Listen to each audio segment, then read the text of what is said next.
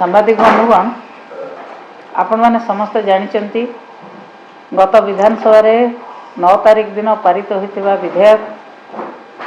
पूर्वतन विधायक मानकर पेंशन एवं दरमा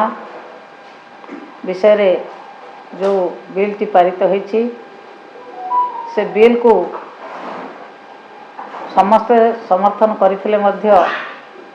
आमर प्रिय नेता नवीन पट्टनायक सबुबेले ओडिशार जनमत को समर्थन दे आछंती, जनमत को सम्मान दे आछंती। जेतेबेले ओडिशार जनमत से बिल विरुद्ध रे जाउची माननीय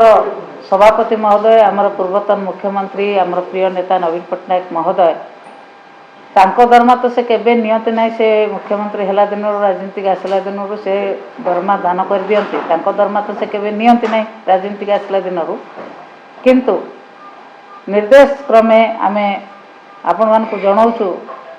जे आमे मध्य बिजु जनता दल तरफ माननीय मुख्यमंत्री को अनुरोध करुचु ये जो विधेयक पारित होती विधेयक को पुणी पुनर्विचार करंतु एवं लोकमत जहाँ अच्छी लोकमत को सम्मान दियंतु। आम पाखे अच्छी आमर एमएलए प्रताप किशोर देव महोदय आलोचना समर्थन करूँ जेहेतु लोक मान रिएक्शन होची